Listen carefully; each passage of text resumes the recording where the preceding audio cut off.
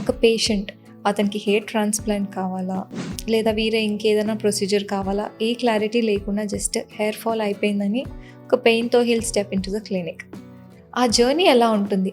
So యూజువల్గా first చాలా కన్ఫ్యూజన్లో భయంగా చాలా డౌట్ఫుల్గా వస్తారు పేషెంట్స్ వచ్చినప్పుడు.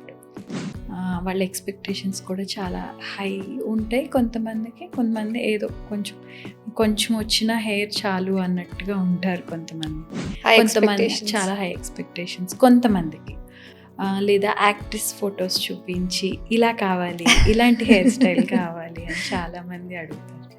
సో అది మనం ఆ ఎక్స్పెక్టేషన్స్ని క్లియర్గా వాళ్ళ ఒక్కొక్క డౌట్ని క్లియర్ చేస్తూ వాళ్ళ డోనర్ ఏరియా ఎంత ఉంది, వాళ్ళకి నిజంగా ట్రాన్స్ప్లాంట్ అవసరమా, ఆ ఏజ్ గ్రూప్ అంటే వెరీ ఎర్లీ టు ట్రాన్స్ప్లాంటా, వాళ్ళకి ఇంకా కొంచెం ఆగచ్చా లేదంటే చేయొచ్చా అన్నీ చూసుకుని తర్వాత వాళ్ళకి అన్ని సర్జికల్ ప్రొసీజర్ మొత్తం ఎక్స్ప్లెయిన్ చేసి, ఫస్ట్ ఏంటంటే అందరూ యూట్యూబ్ చూసి అన్నీ చూసి గూగుల్ సెర్చ్ చేసి బాగా యాంగ్షియస్గా వస్తారు. ఆ పిక్చర్స్ చూసి భయపడిపోతారు.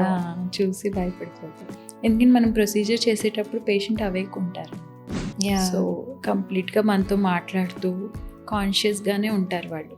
సో అలా స్లోగా వాళ్ళు సర్జరీ అయిన తర్వాత కూడా నెక్స్ట్ ఇనీషియల్ హీలింగ్ అయ్యేదాకా మెడికేషన్ వాడుతున్నారా లేదా, మనం ఎన్ని చెప్పినా కొన్ని మిస్ అవుతూ ఉంటాయి. సో అవన్నీ చూసుకుంటూ చేస్తూ మళ్ళీ పిఆర్పీస్కి పిలుస్తూ ఎవ్రీ మంత్ ఫాలోఅప్ చేస్తూ అలా ఎలాంటి టిపికల్గా భయపడుతూ వచ్చిన వాళ్ళు కూడా చాలా కోఆపరేటివ్గా హ్యాపీగా వెళ్తారు పేషెంట్స్.